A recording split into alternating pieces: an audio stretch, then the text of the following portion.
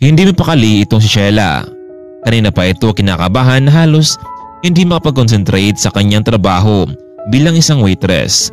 Labis kasi ang kanyang pag-alala sa kalagayan ng kanyang kapatid, lalo na at iniwan niya itong masama ang pakiramdam.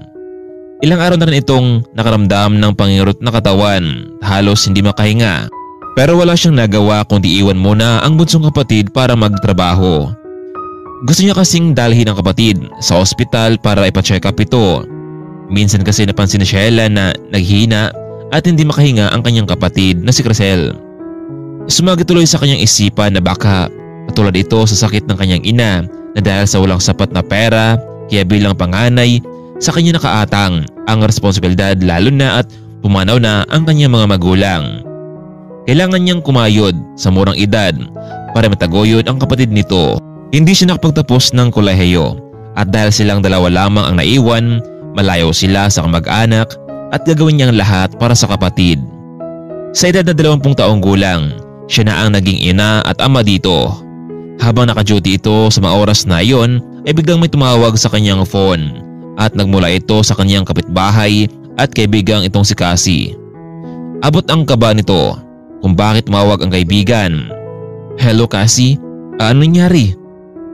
Sheila, nandito ako ngayon sa ospital. Dinala ko ng kapatid mo. Bigla siya nawalan ng malay kanina, kaya pumunta ka dito ngayon na. Sige Cassie, maraming salamat. Oh Sheila, ano nangyari? Parang namutla ka yata dyan ha? Ma'am, meron lang kasi akong emergency sa ospital. Nandun po ang kapatid ko. Nako Sheila, ang mas mabuti pa ay mauwi ka muna sa inyo. Kung ganyan lang din ang kalagayan ng kapatid mo, sana hindi ka muna pumasok. Laking pasalamat na Sheila sa kanyang manager dahil naunawaan nito ang empleyado basta nasabi lamang ito ng katotohanan. Sige na, ako nang bahala sa time card mo. Maraming salamat Ma'am Sylvia. Wala man itong kamag-anak sa syudad. Mapalad naman ito dahil hindi siya itinuring na iba sa restaurant na kanyang pinapasukan. Kalahating oras ang nakalipas. Nakarating na ito sa ospital. Kasi, nasaan ang kapatid ko? Ayun. Kasalukuyan pa itong inobserbahan ng doktor. Kasi maraming salamat ha. Ano ka ba para namang hindi tayo magkaibigan? Dok, kumusta po ang kapatid ko? Iha, nasa na mga magulang nyo? Gusto namin siya makausap. Wala na po Dok. Uli na po ako ng kapatid ko at ako ang panganay. Iha, wala akong magawa nito kundi magtapat sa iyo ang totoo. Malaking perang kailangan niyo sa operasyon ng kapatid mo. Dok, ano man sakit ng kapatid ko? Iha, meron siyang sakit sa puso. Kaya habang maaga pa ay dapat operahan siya. Sabi mo lang sa amin kung nakapaghanda na kayo ng pera. Sige Iha, pupunta muna ako sa ibang pasyente. Hindi makakilos itong si Sheila sa kanyang narinig mula sa doktor. Hindi niya alam kung saan niya hagilapin ng ganong kalaking pera. Ni buong sahod niya sa isang taon ay hindi pa rin kakasya sa bayarin sa ospital. Sheila, ayos ka lang ba? Kasi hindi ako mapalagay. Ang bata pa ng kapatid ko para maranasan niya ang ganitong problema sa buhay. Hindi man lamang siya makapaglaro kasama ng mga kaibigan. Sheila, tandaan mo, masolusyonan din natin to. Siguro nga kasi kailangan ko pang dublihin ang trabaho ko. Araw at gabi ako magtatrabaho. Sheila, ano ka ba? Paano naman ang kalagayan mo? Baka ikaw naman masakit niyan. Paano mo pa siya mapagamot niyan? Ewan ko ba kasi naguluhan ako. Wala akong maisip na paraan para makaipon ng ganitong halaga. Ganito na lang friend. May klase ako na natatrabaho sa isang bar. Tatawagan ko siya kung meron pang bakante sa pinapasukan niya. Malaki ang makuha mo doon. Yan lang kung willing ka magtrabaho. Sige kasi, subukan ko. Wala na akong ibang choice nito. Para sa kapatid ko. Tinawagan ni Cassie ang kaibigang si Jovi.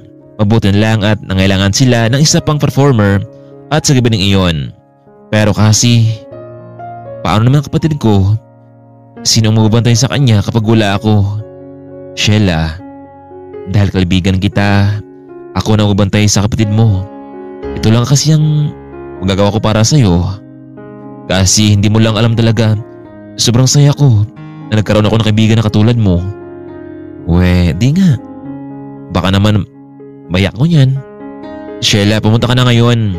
May malaking event daw mamayang gabi na maganap. Huwag kang mag-alala. Mabait naman si Jovi. Magkasundo kayo niyan. Hindi na nga nagsayang pa ng oras itong si Sheila. Kailangan niyang lakasan ang loob na sana ay makapasok ito sa trabaho. Pumayag naman ng kanyang manager sa restaurant na papasok rin ito sa tuwing paglabas mula sa isa pang trabaho. Nanawaan siya ng kanyang manager Sylvia sa kanyang sitwasyon ngayon sa buhay. Maga pa lamang sa tapat na ito ng isang sikat na bar.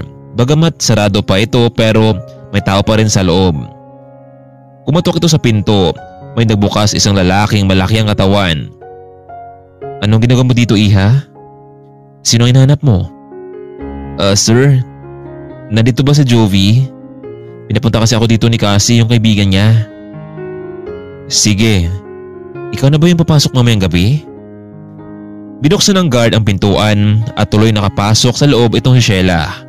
Malaki ang naturang bar, kaya pala hindi makakaila na sikat ito sa kanilang lugar. Maya-maya pa, may sumalubong sa kanyang isang magandang babae. Ikaw na ba si Sheila? Ang kaibigan ni Cassie? Opo, ma'am. Nako, huwag mo na akong tawaging ma'am. Jovi na lang. Pero ang bata mo pa, Sheila, ha? Sigurado ka bang 20 years old ka na? Oo, Jovi. Kailangan ko talaga ng trabahong ito. Sana matulungan mo ako. Oo naman. Ayaw kong mapahiya sa kaibigan kong si Cassie. Kumusta na nga pala siya? Ayun. Nasa ospital, binabantayan ang kapatid ko. Ganito, Sheila. Marunong ka bang sumayaw? Oo, Jovi. Sumabay ka na sa rehearsal namin mamaya. Madali lang naman ang sayaw eh. Paniguradong makabisado mo ito. Mga high class kasi ang magiging guest natin mamayang gabi. Kapag naging successful ito, malaki ang makuha natin pera kaya galingan natin. Hindi naman nahirapan itong si Sheila dahil mahilig din naman itong sumayaw kaya agad itong nakabisado. Sheila, bumalik ka mamayang hapon ha. Kailangan muna natin bupaganda. Pero ikaw, natural ang ganda mo. Counting makeup na lamang at kakaiba ka na. Basta, huwag kang malate mamaya. Sige Jovi, maraming salamat. Muli mo na ito nagtungo sa ospital para kausapin ang kaibigan na natanggap na ito sa trabaho. Kasi, kumusta ang kapatid ko? Nagising na ba siya? Wala pa rin, Sheila. Kumusta ang lakad mo? Nagkausap na ba ka ni Jovi? Oo kasi, salamat sa tulong mo ha. Mamaya nga pala magsimula na ang trabaho ko. Sheila, ayos lang ba? Sa'yo ang trabaho mo yan. Kung gusto mo, pwede ka pang matras. Kasi, nakapasa na ako. Bakit pa ako atras? Gagawin ko ito para sa buhay ng kapatid ko. Basta friend, tawagan mo ako kapag nagising ng kapatid ko ha. Sa araw ng iyon, magang bumalik sa bar itong si Sheila. Kinakabahan man ito pero kailangan niyang lakasan ng panindigan ang trabahong iyon. Kasuluhin itong naglalakad sa may eskineta habang bitbit nito ang ilang mga damit. Ngunit sa hindi inaasahan, may sasakyang biglang huminto sa kanyang harapan. Biglang bumukas ang pinto at pilit siyang ipinasok sa loob. Nakita niya ang isang lalaki at hindi na ito kakilala. Bigla niya itong sinuntok sa muka at agad tumakbo palayo. Hindi na nagawa pang humabol ng lalaking iyon sa kanya. Dahil sobrang takot na Sheila, hindi na malayang napagod siya katakbo. Inisip niyang baka nasundan ito pero nakarating siya ng ligtas sa bar. O Sheila, mukhang hiningal kaya tayo ngayon ha. Jovi, meron kasing lalaki na gustong ipasok ko sa loob ng sasakyan. Mabutan lang at nakatakas ako. Nako Sheila, mabuti at nakawala ka. Nakalimutan kong sabihin sa iyo na dapat hindi ka maglakad mag-isa dahil delikado ang panahon ngayon. Anyway, nakausap ko ng manager. Since nawala siya ngayon, ako muna ang magbabantay sa inyo. Meron tayong isang malaking isda mamayang gabi. Gawin mo lahat para ma-entertain mo siya at kapag nangyari yun, magiging pera ito. Ibibigay ko sa iyo si Mr. Dimitri, isang mayamang tao. Kapag nagustuhan ka niya, yung performance mo, tiyak na makaipon ka ng pera. Wala nang nagawa pa itong si Sheila. Mapipilitan na siyang pumasok sa bar bilang isang entertainer. Kahit labag man ito sa kanyang kalooban pero wala na siyang ibang paraan. Sheila, ikaw nang bahala kay Mr. Dimitri. Gaya ng sabi ko sa iyo noon, kapag tumawa siya or matuwa siya, na-impress siya sa iyo, sigurado akong malaki ang perang may uwi mo. Sumapit ng ilang gabi. Nagsimula na ang lahat. Inakala ni Sheila na kaunti lamang ang mga panauhin pero labis ito sa kanyang inakala. Maraming tao ang nagsidatingan sa gabing iyon. Nako Sheila, alam mo bang ito ang unang gabi ng sobrang puno ng bar? Siguro dahil sa iyo. Hindi naman siguro Jovi, baka naman nagkataon lamang talaga. O siya Sheila, lapitan mo na si Mr. Dimitri. Ayun, nasa pangatlong mesa. Galingan mo ha. Kinakabahan ang dalaga. Hindi niya alam kung paano umpisahan ang lahat. Medyo sumasayaw ang mga ilaw kaya hindi niya gaano makita ang mukha ng lalaking kapag nasa malayo. Mr. Dimitri, ako nga pala si Sheila, ang magiging partner niyo sa gabing ito sir. Dahil abala noon sa kanyang cellphone ang lalaki, bigla nitong inangat ang noo at tumingin sa nagsalita. Ikaw? Hindi ba ikaw yung babaeng sumuntok sa akin kanina? Sir, baka nagkamali kayo. Ngayon na po tayo nagkita. Miss, hindi ako nagkamali. Ikaw yung babae na sumuntok sa akin. Alam mo bang hanggang ngayon, masakit pa rin ang mukha ko? Isa pa, tinakasan mo ako. Tawagin mo manager mo. Gusto ko siya makausap. Sige po sir. Jovi, may problema eh. O bakit Sheila? Hinanap ni Mr. Dimitri ang manager. Di ba wala siya rito ngayon? Ano ba nangyari Sheila? Di ba sabi ko sa iyo kanina, may lalaking balak akong ipasok sa loob ng kotse. Oo, naalala ko yun. Siya pala si Mr. Dimitri, ang lalaking yun. Paano to? Sheila, kailangan mo humingi ng tawad sa kanya. Mr. Dimitri? Miss, ikaw ba manager dito? Wala po si boss Mr. Dimitri, pero sa ngayon ako ang pinagkatiwalaan niya dito. Miss, alam mo bang ang babaeng ito, sinaktan niya ako kanina. Pero sir, nagsabi niya sa akin na self-defense lamang yun. Sir, siguro ginawa lamang niya yun para naman maprotektahan ang kanyang sarili. Sige na miss, para wala nang satsat. Gusto ko siyang makausap. Napayok ko na lamang itong si Jovi sa sinabi ng lalaki. Sheila, pinapatawag ka na Mr. Dimitri. Di ko alam kung magustuhan ka niya dahil sa pangyayaring iyon. Ganun pa man, subukan mo lamang baka sakaling kumalma siya. Mr. Dimitri, ito nga pala si Sheila. Sige miss, iwan mo na kami dito. Mr. Dimitri, pasensya na po kayo ha. Pero pinagtanggol ko lamang sarili ko eh. Naunawaan kita Sheila. Pasensya ka na rin sa nagawa ko dahil nabigla lamang ako sa oras na iyon. Nagulat lang ako nung nakita kita. Habang naglalakad, akala ko kasi ikaw yung kasintahan ko noon. Anyway, gusto kong samahan mo ako dito. Gusto ko na ako lamang ang asaksuhin mo. Wala nang iba. Pero bakit nga ba sa ganitong trabaho ka napadpad? Sa ganda mong iyan, pwede ka namang maging modelo, hindi ba? Waiter, order nga ako na mamahalin yung wine. Samahan nyo na rin ng ladies drink para kay Sheila. So, bakit ka ba nakapasok sa ganitong kalakaran Sheila? Ang totoo Mr. Dimitri, ito ang unang beses na pumasok sa trabahong ito. Gagawin ko ang lahat para sa kapatid kong may sakit. Kailangan ko ng malaking halaga para sa kanyang gamutan. Kung ganun Sheila, babayaran kita.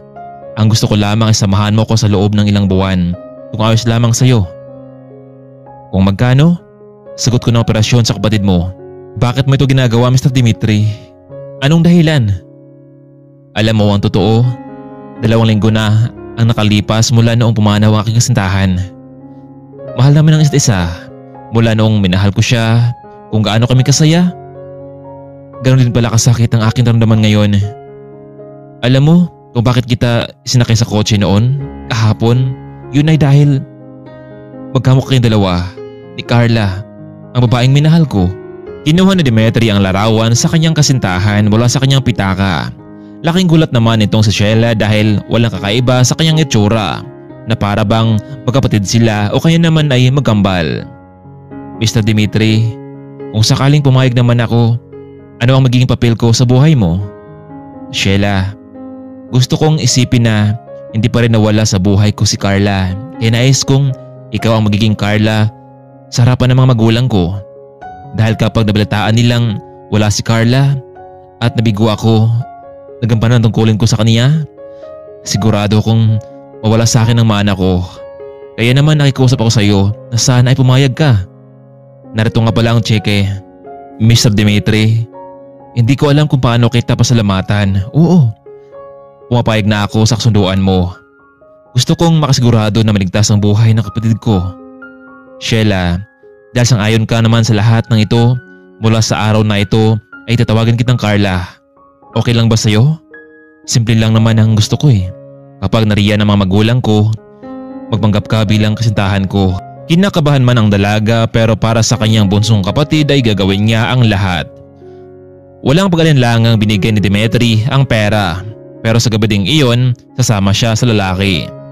Pero bago pa man nangyari ang lahat ay dumalaw muna ito sa ospital kung saan naroroon ang kapatid kasama ang kaibigang si Cassie. Cassie, kumusta ng kapatid ko? Sheila, ang sabi ng doktor kailangan niya daw operahan ngayon. Eto Cassie ang pera. Ikaw na muna ang bahala sa kapatid ko. Kung sakaling may problema ay tawagan mo lamang ako. Anong ibig mo sabihin Sheila?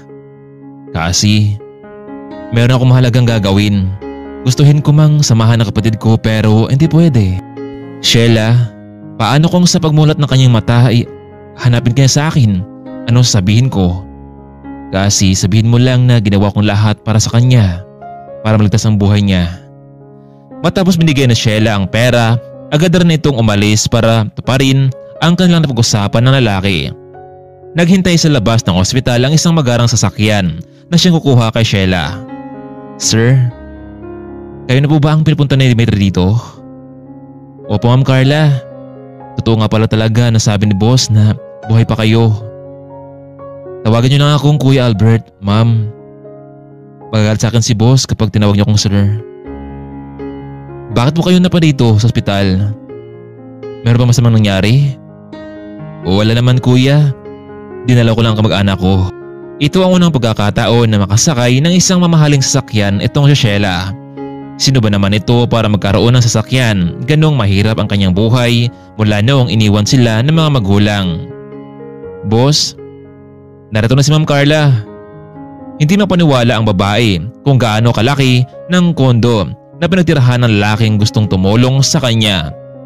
Kuya Albert, makalis ka na. Timurihan mo lamang ako kapag nasa mansyon na si na mama at dad. Samantalang hindi naman makagalaw itong si Sheila. Hindi niya alam kung ano ang gagawin gayong isa palang papapanggap ang kanyang gagawin sa harapan ng mga magulang nito. O Sheila, bakit ka pa? Nakasimangot riyan. Sir, dito rin ba ako matutulog?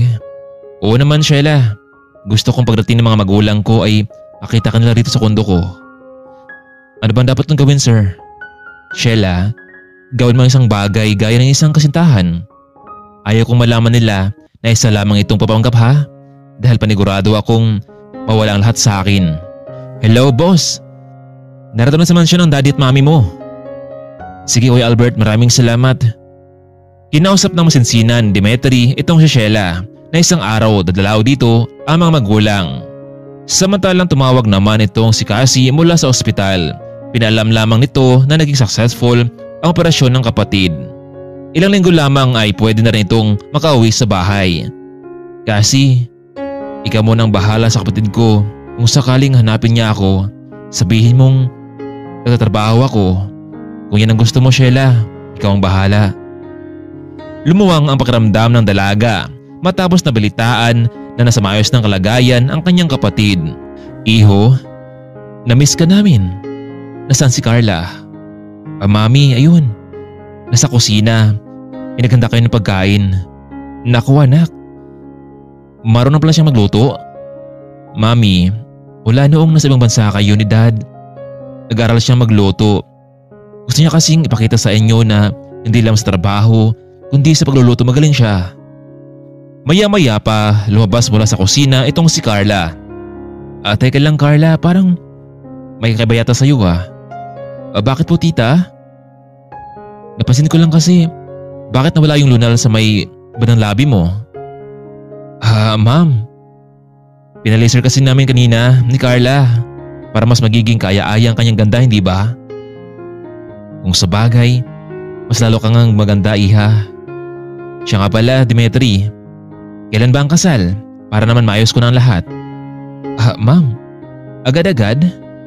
Iho, hindi naman sa nagmamadali kami. Masaya kami kapag tuloy mo na siyang naging asawa para naman may makasama ka dito. Alam mo naman na nangako ko sa kanyang daddy noon, di ba? Bago ito pumanaw na hayaan mo mami.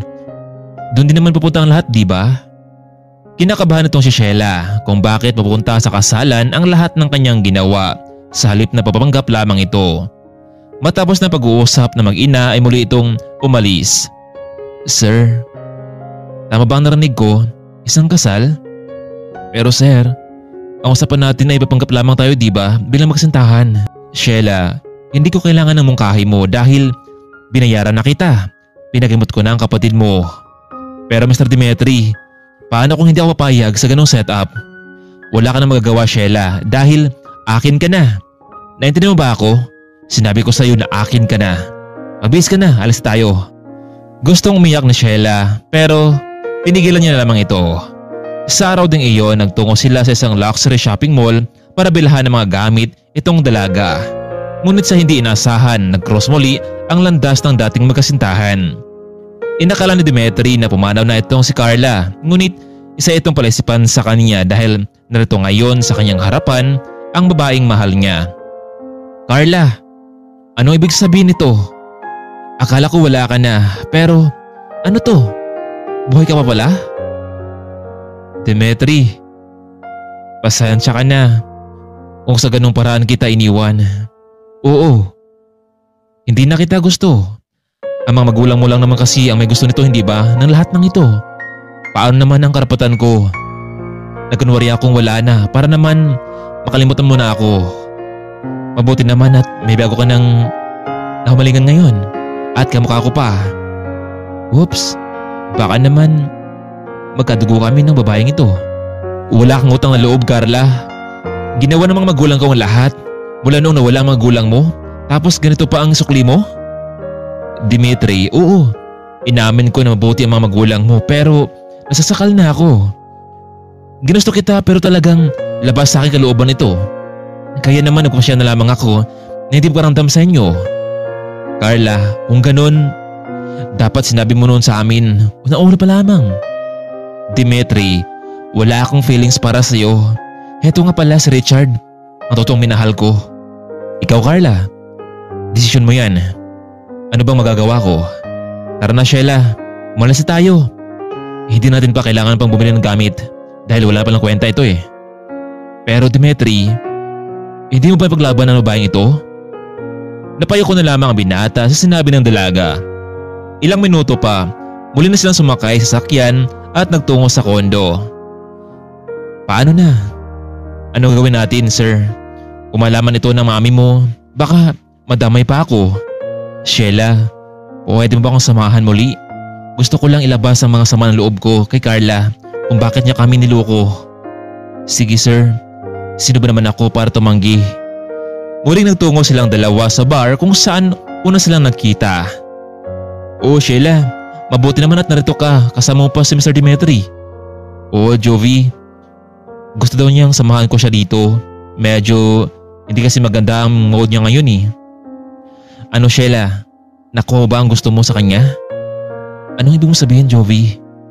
Yung perang kailangan mo para sa kapatid mo. Oo Jovi, siya na ang nagbayad sa lahat ng bayarin.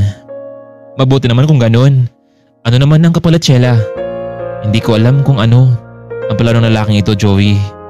Pero wala na akong magagawa pa. Malaking pera ang kanyang ginugol para sa kapatid ko. Napakaswerte mo talaga Sheila.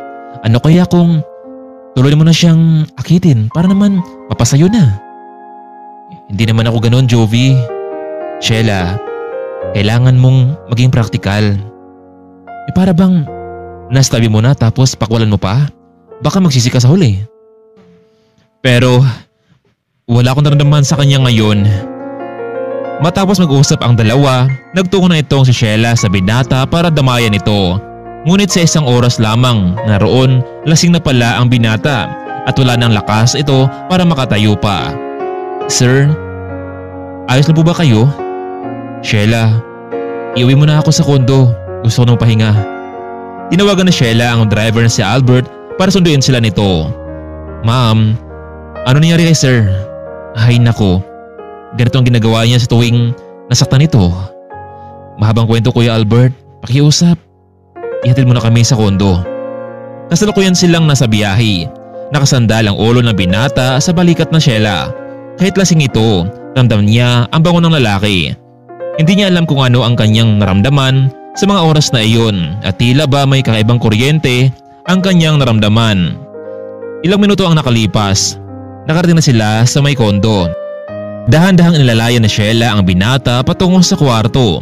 Ngunit bigla itong napatumba sa kama at nadaganan itong si Sheila. Sa mga oras na iyon, hindi makakilos ang dalaga dahil naipit ito sa katawan ni Demetri. Ngunit ilang minuto lamang ang nakalipas ay biglang may dumampi sa kanyang labi. Ito na pala ang malambot na labi ni Demetri. Gustuhin niya mang iwasan ito ngunit hindi siya makagalaw. Kaya naman wala siyang ginagawa kundi pumikit na lamang at hayaan siyang halikan ng binata. Inakala ni Sheila na hanggang doon lamang ang lahat pero nagkamali siya. Ginawa ni Demetri ang lahat ng kanyang gusto. Gusto niyang kumawala sa mga oras na iyon pero pumasok sa kanyang isipan na binili na pala siya ng lalaking sa ganong halaga. Hindi magpaniwala itong si Sheila na may nangyari sa kanila sa gabing iyon. Napayak na lamang ito sa isang tabi dahil naibigay nito sa lalaki ang dapat sana para sa taong mahal nito. Kinabukasan na unang nagising itong si Sheila. Ramdam pa rin nito ang sakit ng katawan. Naisipan niyang tumakas dahil nakuha na nito ang lahat ng kanya, lalo na ang kanyang pagkababae. Hindi nga siya nagpadaig.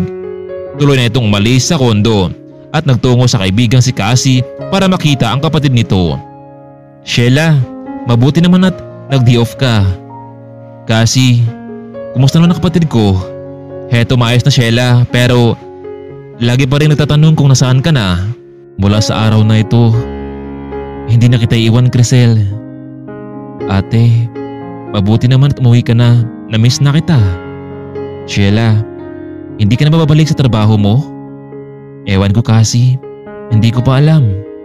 Pero sa ngayon gusto ko munang makasama ang kapatid ko. Meron pa bang perang naiwan doon sa binigay ko sa'yo? Oo naman, Sheila. Pero paano meron pa naman? Gagamitin ko muna yan para sa maliit na negosyo sa palengke. Mas mabuti na magtrabaho tayo na walang amo, yung hawak natin ng oras natin. Ikaw ang bahala, Sheila. Narito lamang ako sa iyo.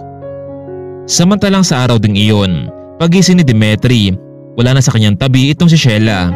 Hinanap niya ito sa buong sulok ng kondo pero wala ito. Alam niya na sa kanyang sarili na may nangyari sa kanilang dalawa kagabi. Marahil ito ang naging dahilan para bigla itong umalis pero alam ni Demetri na binayar na ito sa sapat na halaga. Maya-maya pa, biglang tumawag ang mami nito na kailangan nilang magtungo sa mansyon dahil may malagang sabihin ito sa kanila. Hindi niya alam kung saan hagilapin ng babae. Gustuhin niyang tawagan ito pero hindi naman makontak. Marahil kailangan niya na ipagtapat sa magulang ang totoong sitwasyon nila ni Carla. Kailangan niya munang magtungo sa mansyon pagkatapos muli niyang hanapin ang babaeng si Sheila. Ma'am, nandito na ako. Iho, nasaan si Carla? Bakit hindi mo siya kasama ngayon? Yun nga ma'am eh, may sabihin ako sa inyo. Matagal na tayong niloko ni Carla. Iniwan niya ako at sumama ito sa ibang lalaki. Sorry ma'am kung hindi ko agad pinatapat sa inyo ang totoo. Demetri, yung bang kasama mo noong nakaraan? Sa palagay ko hindi siya si Carla, di ba? Oo ma'am, siya nga pala si Sheila. Iho, gusto ko siya para sa'yo. Gusto kong papuntahin mo siya rito para pag-usapan natin ang lahat. Umalis siya ma'am sa kondo matapos may nangyari sa aming dalawa. Ano? Nagawa mo yun sa kanya? Ma'am, hindi ko naman inakala na handong sa ganun ang lahat matapos ako nalasing. Demetri, gawin mo ang lahat para makita mo siya. Napayo ko na lamang ang binata at agad umalis sa mansyon. Sa araw ding iyon, hinanap ni Demetri itong si Sheila. Inamin niya sa kanyang sarili na nagkagusto na rin siya sa dalaga. Lalo na noong nalaman niyang siya pala ang unang lalaki na nakagalaw sa kanya. Nagtungo itong si Demetri sa bar kung saan sila unang nagkita. Hinanap niya si Jovi at binigyan ng pera para tapat ito sa kanya kung saan naroon ang dalaga. Hindi naman nagawang tumanggi nitong si Jovi dahil na rin sa malaking halaga na inoffer sa kanya. At dahil doon natunto ni Demetri ang tirahan ni Sheila. Anong ginagawa mo dito, Demetri? Sheila, nakalimutan mo na ba? Nabili na kita sa malaking halaga. Kung hindi dahil sa akin, nakasurado ka bang buhay pa ngayon ang kapatid mo? Gusto ka makita ni ma'am. Alam niya na ang lahat tungkol sa atin. Kaya gusto ni ma'am, sa ayaw mo sa hindi man ay magpakasal tayo. Ano? Ako magpakasal sa'yo? Demetri, no. Sheila, pakiusap. Pwede naman sigurong matutunan ako mahalin, di ba? Nangako ako sa'yo na magiging mabuti akong asawa sa'yo. Friend, Sheila, ano na? Bihira lang ang ganitong pagkakataon. Sige, pag-isipan ko, Demetri. Alam naman rin di ba na hindi biro ang pagpapakasal? Sheila, ako nang bahala sa lahat ng gastos. Dahil sa pangungulit nitong si Demetri ay napapayag nito ang dalaga. Lumipas lamang ilang linggo, tuloy na ngang kinasal ang dalawa. Labis ang saya ng mga magulang ni Demetri sa dalaga. Kahit alam nilang mahirap ito si Sheila pero wala silang pakialam. Mula sa taon na iyon, bagamat nanibago pa itong si Sheila bilang asawa, ginawa niya ang lahat para sa kapatid at sa magiging buhay nito sa mansyon. Hindi niya inakala na magiging ganito ang takbo ng kanilang buhay. Naging masaya ang buhay ni Sheila kasama ng kanyang kapatid. Ang mga bagay na hindi nila nagawa noon, malaki na rin ang pasalamat ni Sheila dahil naging ganito ang kanilang buhay. Hindi na rin naparamdam pa mula noon itong si Carla. Nalaman nilang nasa ibang bansa pala ito kasama si Richard. Hanggang dito na lamang muna, kaibigan. Maraming salamat po sa walang sawang pagsuporta ninyo sa aking munting channel. Abangan mo rin natin ang mga kwentong pag-ibig at inspirasyon. Shoutout nga pala sa ating mga kaibigan. Shoutout nga pala kay Ma'am Hazel Fiesta at sa lahat ng mga kababayan natin mula sa sulok ng mundo. Maraming salamat po at paalam.